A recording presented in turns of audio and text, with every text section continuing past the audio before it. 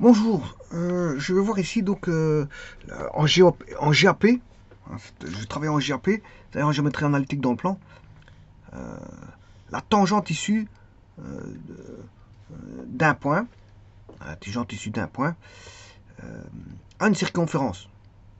Alors, de deux choses une, soit le point est sur la circonférence, on peut voilà, se dire soit on a un point P ou A, P appartient à la circonférence, ou P n'appartient pas à la circonférence. Ça veut dire que ici, il y a deux cas de figure. P appartient à la circonférence, ça veut dire qu'il est sur le cercle, voilà, ou soit il n'est pas sur le cercle. Alors, avant d'entamer les tangentes issues d'un point de circonférence en géométrie analytique dans le plan, je vous l'ai dit, c'est-à-dire que je vais me poser un repère et mettre des équations. Alors, vous savez très bien qu'il y a déjà une méthode. Alors ici, je vais mettre le point P. Si j'appelle le point P ici. Alors, le premier cas, il y a deux cas de figure, hein, je vous l'ai dit.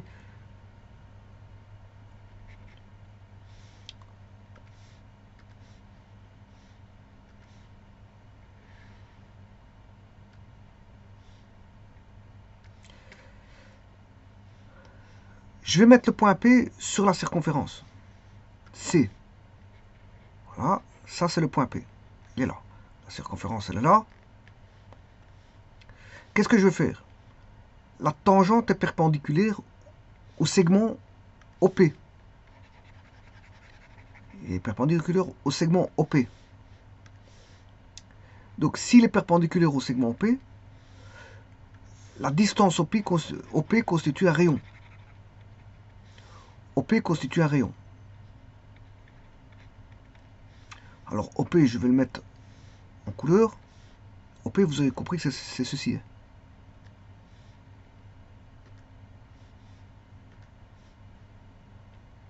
OP, il est là.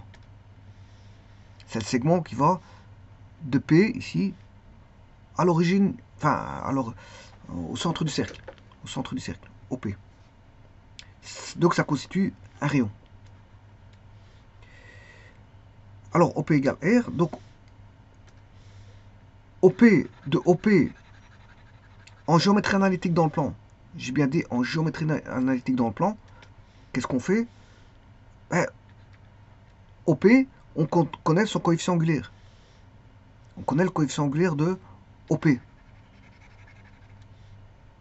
Alors, le coefficient angulaire de OP, il vaut M de OP. Ce qu'on appelle M de OP, c'est le coefficient angulaire de OP. Donc, de OP, on va rechercher. OP, on connaît, hein, parce on connaît O, on connaît P. Les deux points sont connus. Ben, vous savez trouver le coefficient angulaire de OP, parce qu'on connaît les deux points. Alors, comment on va le chercher? C'est delta Y sur delta X. Voilà, Y2 moins Y1 sur X2 moins X1. Et vous l'avez tout de suite. Ensuite, connaissant le coefficient angulaire de OP, vous savez chercher le coefficient angulaire de, de la tangente.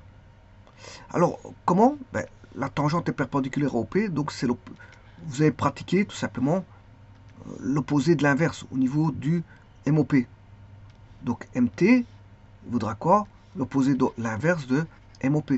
Donc, c'est-à-dire que vous allez avoir égal à moins 1 sur MOP pour la coefficient angulaire de la tangente. Donc on connaît le coefficient angulaire de la tangente. Donc on a presque la droite complète.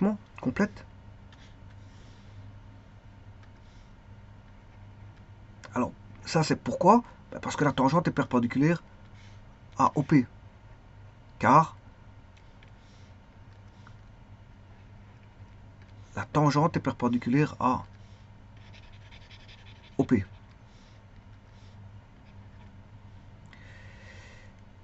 Alors de ce fait-là, on connaît l'équation AX plus BY.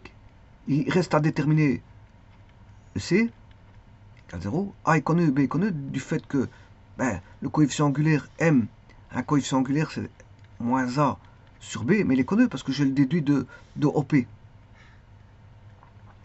Je le déduis de OP. Eh bien, pour trouver le C, il suffit de le faire passer par le point P. on fait passer par le point P. Donc cette droite-là passe par P. Et P est connu parce que c'est X1, Y1, et ça permet de trouver le C. Et donc là, à ce moment-là, vous allez déterminer la tangente qui est égale à X plus BY. Et le C, il est déterminé parce que vous l'avez fait passer. Donc en fait, au départ, on cherche le coefficient angulaire. Il est connu parce qu'on connaît OP, et donc on connaît la perpendiculaire qui est la tangente, on connaît son coefficient angulaire. Voilà. Et puis après, on fait passer par P. Voilà, ça c'est une chose. Bon, maintenant, au niveau construction. Au niveau construction, vous tracez OP, parce que P est connu. Hein. Voilà, P est connu. Le O, c'est le centre du cercle, vous devez le connaître. Vous tracez une droite qui est, voilà, la droite OP. La droite OP, elle est là. Une fois que vous avez tracé la droite OP, ben, avec une latte, celui-ci c'est une latte, voilà, et une équerre. Alors, la partie perpendiculaire de l'équerre, elle est ici. Hein. Voilà. Voilà. Eh bien, vous faites glisser. Bien sûr, cette équerre doit longer OP. Le côté ici, ce côté-là, doit longer OP. Le côté ici de l'équerre doit longer OP. Le côté ici de l'équerre doit longer OP. À partir de là, par on va dire le truchement d'un glissement, vous mettez la latte, vous positionnez la latte. Une fois que vous avez positionné l'équerre perpendiculaire 1, vous positionnez l'équerre, il faut la positionner sur le côté de l'angle droit. Vous voyez, le côté de l'angle droit, il est là. Voilà. Vous positionnez sur OP, comme indiqué ici. Hein. Je mets le côté de l'angle droit comme ça, ce côté ici. Voilà. Et puis il suffit de glisser. Bien sûr, placer la latte sur, on va dire, l'hypoténuse de l'équerre. Placer latte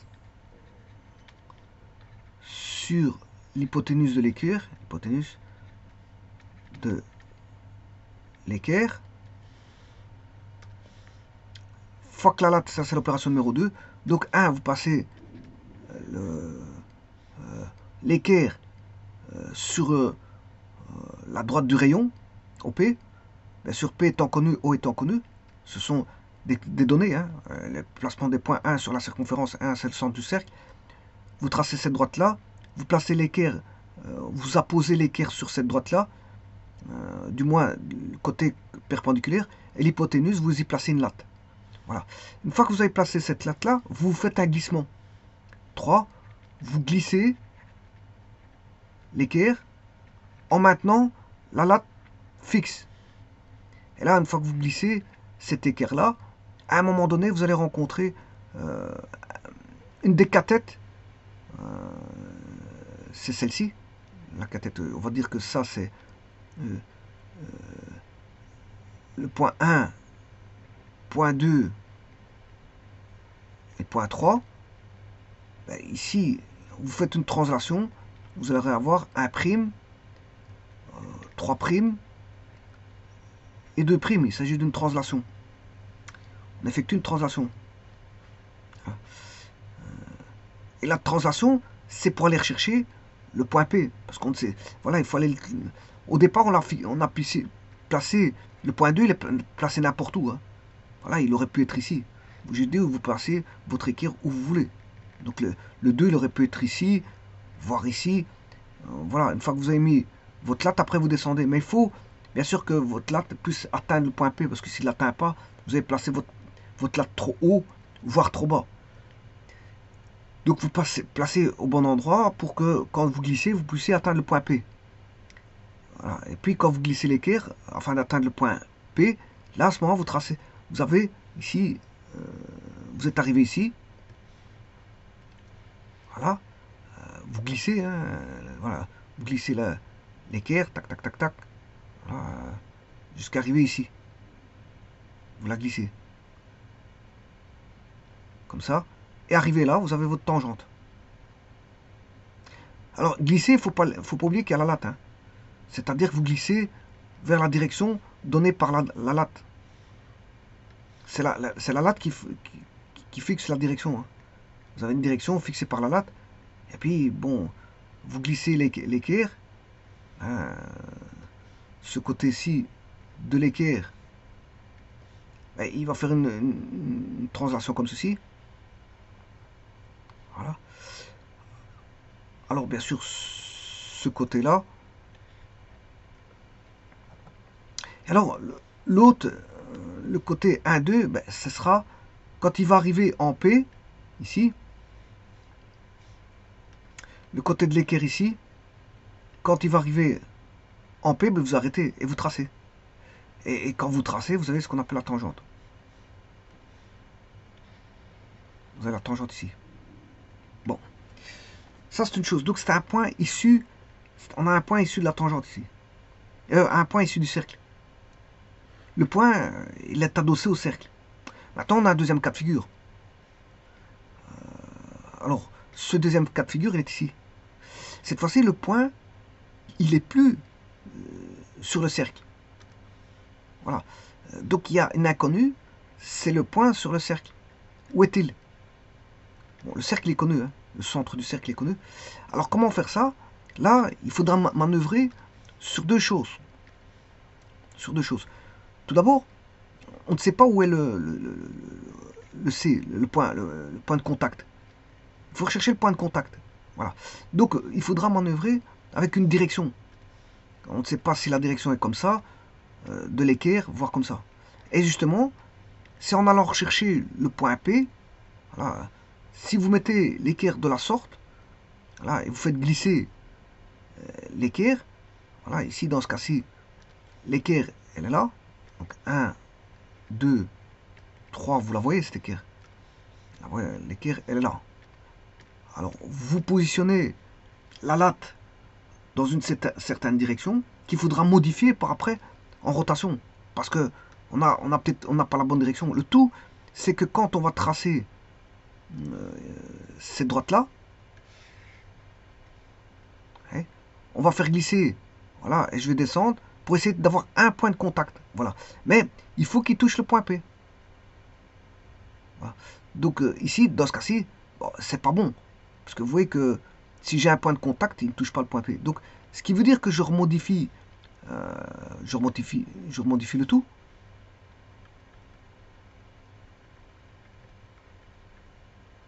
Je vais rechercher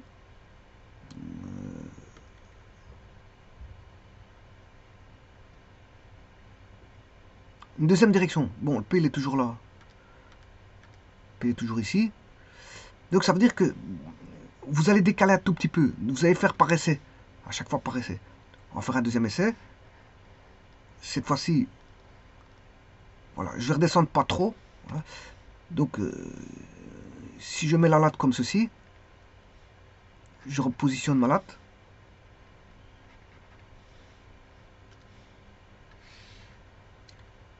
Voilà la latte.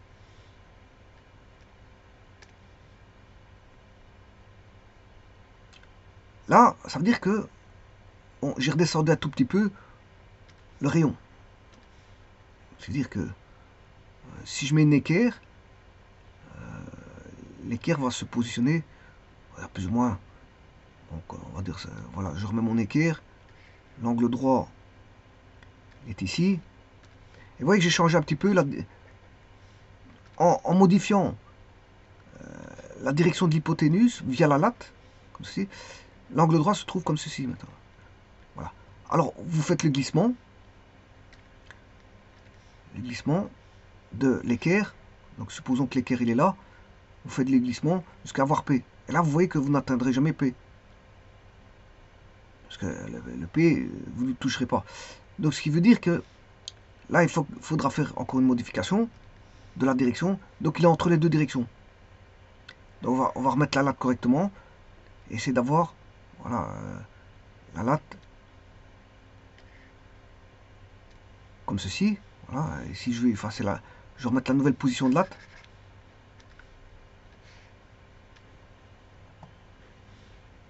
Donc je remonte un petit peu plus parce que j'étais en bas. Vous voyez qu'on était en bas du point P. Ça veut dire que ici j'ai trop roté à gauche. Donc je vais remonter. Et le tout, c'est d'avoir une certaine précision de travail. Hein. C'est d'avoir une précision de travail. Donc j'ai déjà changé deux directions de latte. Enfin, deux directions ouais, de la latte.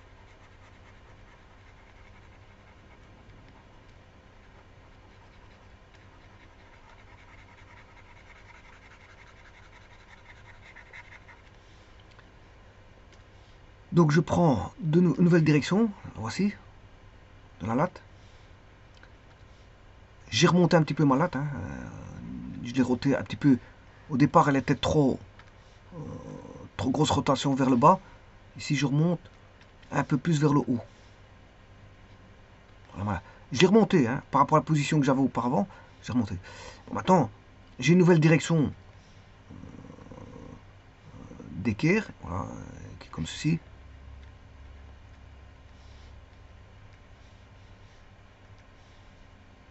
La nouvelle position de l'équerre, elle est comme ceci.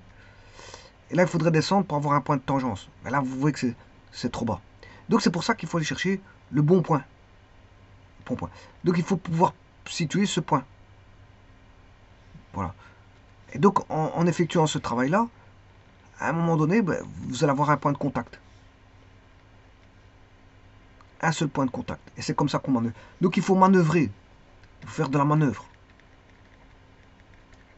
Donc, vous bougez votre latte vers le bas, vous remontez si c'est pas assez, jusqu'au moment où le point P rencontre un seul point de contact. Et maintenant, il faut travailler avec précision. Donc ici, vous voyez, la manœuvre se fait par essai. Elle se fait par essai. Monter, descendre, pour aller chercher. En fait, le tout, c'est d'aller chercher la bonne direction de la tangente, hein, de cette droite-là, qui est la tangente. Pour avoir un seul point d'intersection, il faut aller chercher un point de contact. Donc c'est par essai. Vous remontez, vous redescendez, etc. jusqu'au moment où vous avez l'équerre qui va relier cette équerre, voilà, la droite passant par l'équerre, là ici, cette droite là-bas, de la catette ici. Il faut la manœuvrer voilà, en rotation, de telle manière qu'elle puisse passer par P, mais qu'elle soit tangente à ça. Elle doit passer par P et tangente. Donc il faut la manœuvrer en rotation. Il faut la manœuvrer en rotation. Et donc, manœuvrer en rotation, ça veut dire manœuvrer aussi bien la latte que l'équerre. Pour aller chercher voilà, un point de contact. Donc, ça se fait par essai. Par essai. Bon. Et donc, ce qui est un travail comme ça demande un travail de précision. Et vous voyez que ça, c'est un travail de manœuvre et donc de précision, contrairement à celui-là. Celui-là, vous l'avez tout de suite. Hein. On l'a tout de suite. Vous faites une manœuvre et boum, on peut l'avoir facilement. Hein. Il suffit de descendre. Parce qu'ici, la direction OP, on la connaît. Hein. Voilà, pour la direction de OP, on la connaît. Donc la perpendiculaire OP, on connaît parce qu'on a une équerre qui donne la perpendiculaire OP. Et donc, ici, cette manœuvre-là, elle est plus, on va dire, plus compliquée à mettre en œuvre. Elle est plus compliquée dans le sens d'avoir une certaine précision. Hein. C'est surtout ça. Donc, il faudra aller à l'essai et peut-être plusieurs fois. Maintenant, si vous l'avez en une fois, tant mieux. Mais généralement, on le fait en une fois. Et le tout, c'est d'avoir un crayon bien taillé et d'avoir un seul point de contact. Voilà.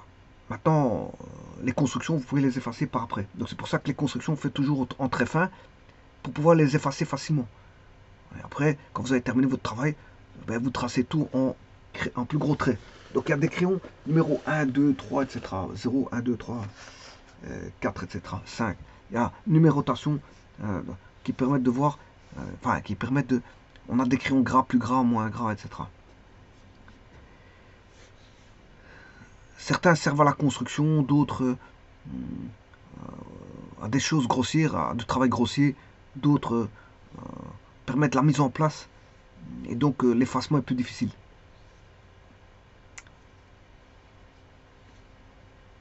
Voilà, ceci étant dit, maintenant, au niveau analytique, comment traiter la chose? Parce qu'en sachant qu'il y a un point intérieur et extérieur. Bon, ça c'est pour un point P. P n'appartenant pas au cercle. Alors le cercle ici, c'est C. P ici, il n'appartient pas au cercle. Bon, la manœuvre est un peu plus compliquée à faire que celui-là. Là, P appartient au cercle. Donc vous voyez qu'il y a deux cas de figure. Soit P appartient au cercle, c'est le cas numéro 1, soit P n'appartient pas au cercle, c'est le cas numéro 2. Bon. Alors, le cas numéro 1 en gap, je vous l'ai expliqué, comment on faisait. Comment on faisait? Ben, vous allez chercher, c'est une question de coefficient angulaire et donc de perpendiculaire. Voilà. Eh bien, il y a une méthode qui permet, voilà, de ne pas utiliser le perpendiculaire. C'est la méthode des faisceaux. La méthode des faisceaux. Donc je vais utiliser les faisceaux de droite, sachant que la tangente est une droite dont il faut déterminer, on sait bien, ici, on sait bien qu'il va passer par P, qu'il soit intérieur ou extérieur, on sait bien qu'il va passer par P. Voilà, donc le tout, P c'est de coordonnées x, y. Voilà, donc ça veut dire que tout n'est pas inconnu, hein. Le P il est connu. On sait bien que c'est issu de P. Mais P peut être intérieur, enfin, sur le cercle ou extérieur au cercle. Donc on a un faisceau de droite qui va répondre à une équation y moins y1 est égal, et c'est la direction qu'il faut déterminer, qui est lambda, qui est un paramètre lambda, lambda appartenant à R, sauf 0, parce que sinon je vais avoir, voilà,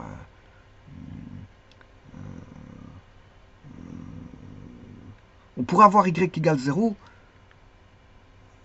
ouais, c'est un cas particulier. Mais ici je ne vais pas prendre un cas particulier, c'est x moins x1, ou P est x1, y1. Donc, ce qu'il faut déterminer ici dans ce genre d'équation, c'est lambda. C'est la direction. Alors, on a un faisceau de droite, c'est-à-dire une infinité simple de droite, passant par le point P qui soit intérieur ou extérieur, et on a un seul point d'intersection. Alors, comment faire? Ben, la première chose à faire, c'est de créer un repère. Voilà. Alors, le repère, voilà, supposons que le point P soit sur le point P, il n'est pas forcément sur le cercle. Je vous l'ai dit, il y a deux cas de figure. Le point P, il n'est pas forcément sur le cercle. Mais, ce que je peux faire, c'est de placer le point P au moins sur un des axes. Sur un des axes. Supposons que là, c'est l'axe X, et l'autre, l'axe Y. Alors ici, j'ai pris il y a deux, j'ai fait une rotation de repère, IJ, vers un nouveau repère, hein, où là, on a toujours... c'est une rotation, j'ai fait une rotation. Donc ici, c'était un cercle de rayon 1. D'ailleurs, vous voyez ici, le cercle sera x carré plus y carré égale 1. Que ce soit le repère, le premier repère ou le deuxième. Hein. Que ce soit le repère, je veux dire, en rouge, que je vais mettre maintenant, dans ce repère-là, voilà. Mais je ne prendrai pas celui-là, je vous le dis tout de suite. Dans ce repère-là, ben, x carré plus y carré vaut 1. Voilà.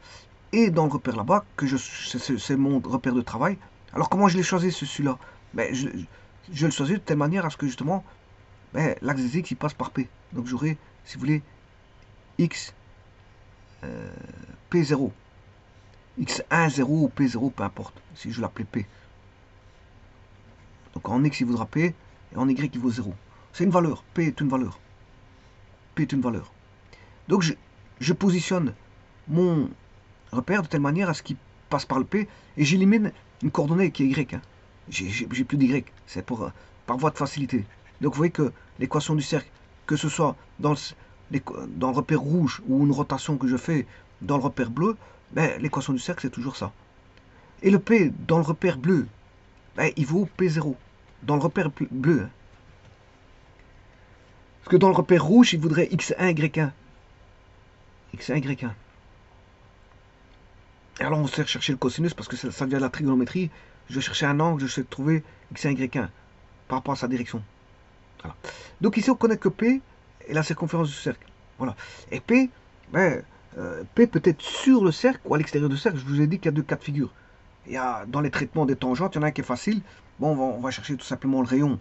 Et donc, le rayon passant par le point P qui est sur le cercle, on trace la perpendiculaire, et passant par le point P, enfin, on trace la perpendiculaire, et on a directement la tangente. Maintenant, si le point est extérieur au cercle, à ce moment-là, il y a toute une manœuvre de faire pour chercher la direction, c'est-à-dire faire des rotations de latte et de rotations d'équerre, jusqu'au moment où on n'a qu'un seul point de contact avec le cercle, et passant par le point P qui est extérieur. On va dire ça comme ça. Ce qui veut dire que si le P Mais qu'est-ce qu'il peut valoir? Il peut valoir 1. Si P vaut 1, ça veut dire que le point P, il est là. Il est sur le cercle. Si P est plus grand que 1, là, ça veut dire qu'il est extérieur. Alors, s'il est intérieur, P est plus petit que 1, là, le P, il est là. Voilà, là, on aura 2 points de contact. Hein. On aura 2 points de contact. Il n'y a pas de tangente, là. Il n'y a pas de tangente. Il y aura des tangentes. Voilà, si P est égal à 1, si P est plus grand que 1. Mais s'il est intérieur, vous coupez une droite passant par un point intérieur, vous aurez 2 points de contact.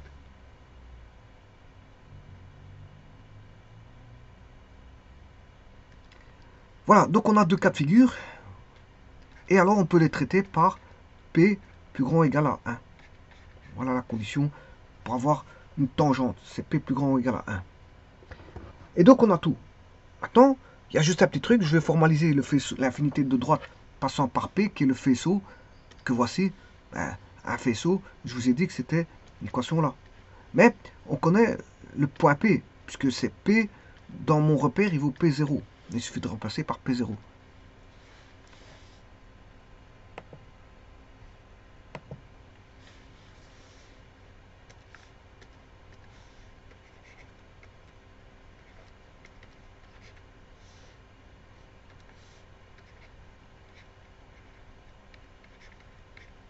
Voilà, et ça c'est... Et donc maintenant je vais chercher un point de contact avec ce cercle-là. Voilà, ce qui veut dire que celui-là c'est Y est égal à lambda X moins P. Voilà. Donc j'ai la courbe 1, enfin droite, une droite, et là j'ai la courbe, voilà. Alors, je vous ai dit que je ne vais pas utiliser le perpendiculaire. J'aurais pu utiliser le perpendiculaire. On sait le faire par les perpendiculaires. Mais ici, j'omets tout ce problème-là de perpendiculaire. J'omets ce problème de perpendiculaire, donc je travaille avec un faisceau de droite, et je me dis que je dois avoir qu'un seul point de contact, puisqu'une tangente n'a qu'un seul point de contact. Donc je vais remplacer, substituer l'équation numéro 1 dans la 2, sachant qu'y égale lambda x moins p, donc je vais mettre le y là-dedans. Et donc on aura,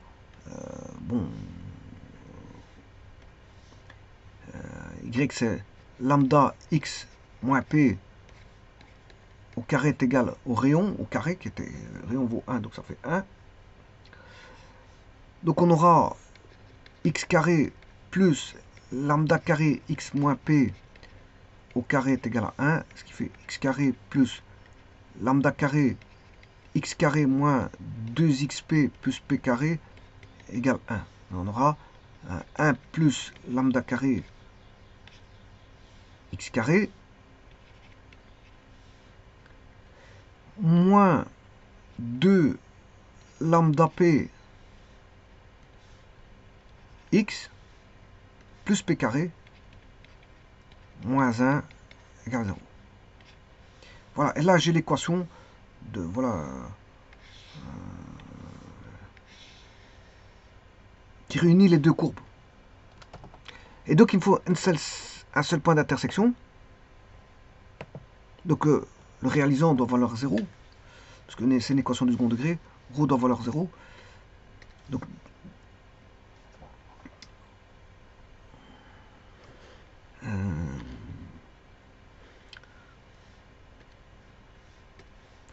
j'ai oublié de multiplier par lambda carré. Celui-ci je l'ai fait. Lambda carré. Oui, ici c'est lambda carré. Ouais, l'autre là-bas aussi j'ai oublié le...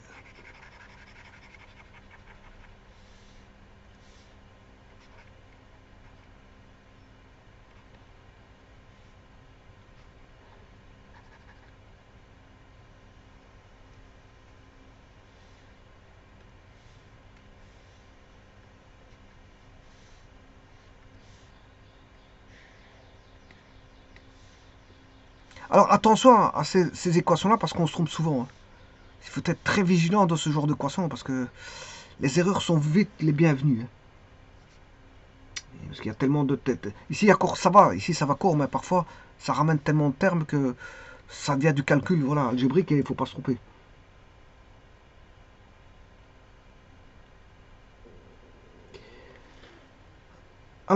Maintenant, je vais chercher b carré.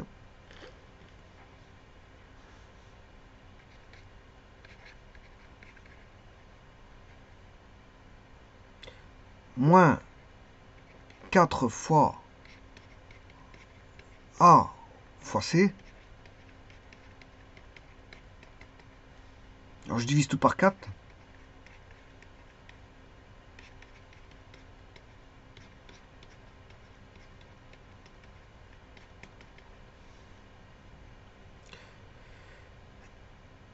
Alors on va lambda 4p carré moins, là il ne faut pas se tromper, lambda carré p carré moins 1 plus lambda 4p carré moins lambda carré. Lambda 4p carré moins lambda carré p carré plus 1 plus moins lambda 4 p carré, c'est bien parce que ces deux-ci tombent, plus lambda carré. Et donc il nous reste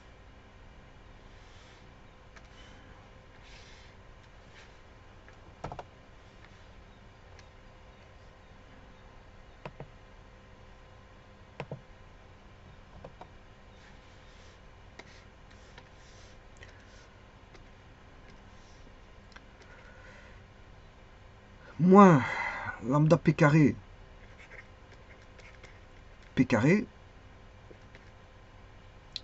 plus lambda carré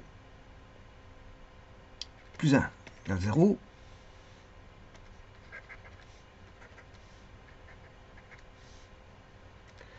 Alors, je vais mettre lambda carré en évidence. On aura 1 moins p carré plus 1 égale 0. Ou encore lambda carré 1 moins p carré égale moins 1. Lambda carré est égal à moins 1 sur 1 moins p carré, ou si vous voulez 1 sur p carré moins 1. Voilà que vaut lambda carré. Il dépend juste de p. Lambda est dépendant de p. Alors je vais aller beaucoup plus loin. Lambda carré est égal à 1 sur p carré moins 1. Ce qui veut dire que... alors je rappelle que P est plus grand ou égal à 1. Hein. Je vous avais dit que le cercle, le point il était soit sur le cercle ou à l'extérieur. Voilà. Alors, je peux faire une discussion si P égale 1. Si P est strictement plus grand que 1. C'est deux cas de figure. Là, P appartient à la circonférence, P n'appartient pas à la circonférence. Alors, P égale 1. Alors, lambda carré est égal à 1, 1 moins 1, ça fait 0, ça fait l'infini. Donc, on aura y égale lambda x moins p. Alors, p ici, il vaut 1. Donc, on aura y égale lambda x moins 1. Moins 1. Avec un coefficient angulaire ici qui est infini. Ça veut dire que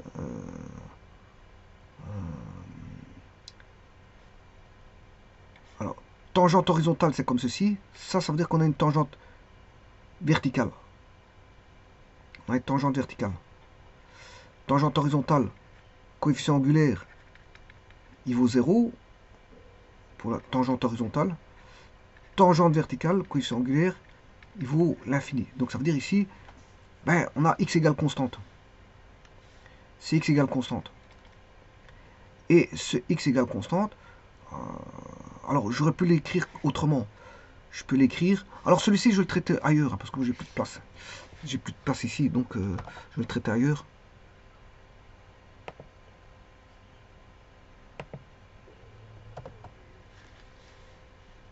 J'aurais pu le traiter autrement dans le sens où je vais le faire ici.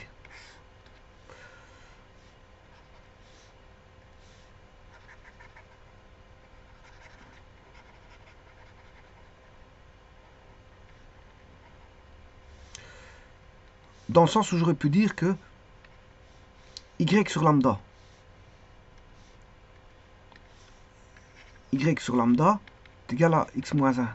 En d'autres termes, comme on a l'infini ici, est égal à x moins 1, y sur l'infini, ça fait 0. Donc on aura x moins 1, voilà, ce qui fait x égale 1. Et donc on a ici une équation x égale 1.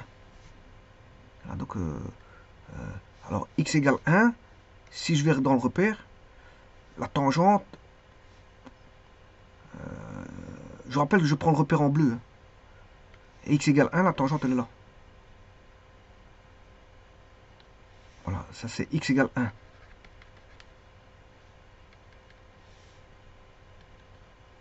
Voilà, ça c'est si P est sur le cercle.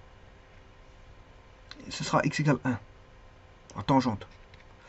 Maintenant, voyons voir si P, ouais, je veux dire,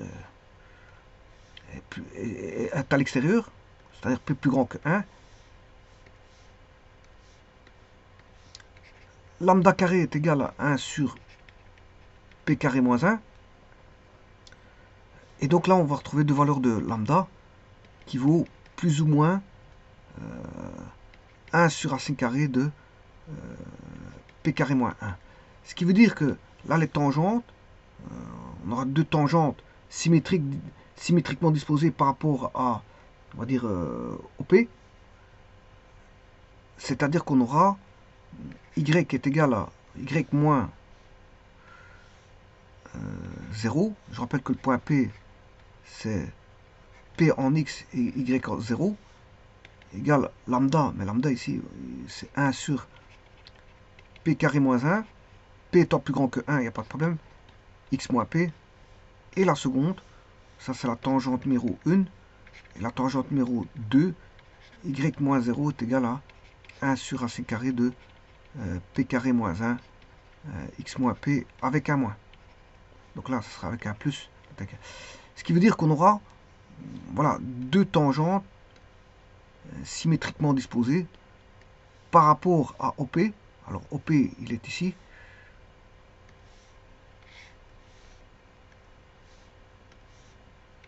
On aura deux tangentes symétriquement disposées par rapport à OP.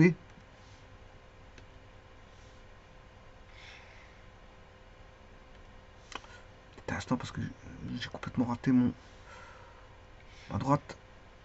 OP, il faut réunir OAP. Alors c'est OP, c'est la droite qui relie le rayon,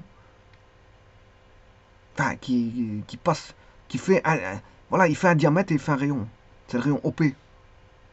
Rayon OP. Il fait un rayon, il fait un diamètre. Mais c'est cette droite qui passe par ce rayon, le diamètre qui passe par la droite OP. On va dire ça comme ça. Et donc là, à ce moment-là, on aura deux droites tangentes.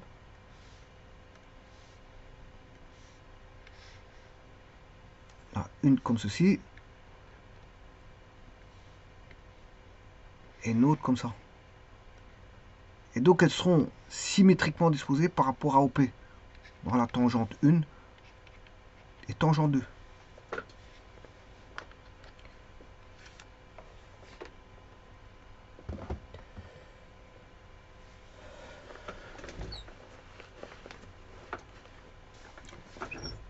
Je vous remercie.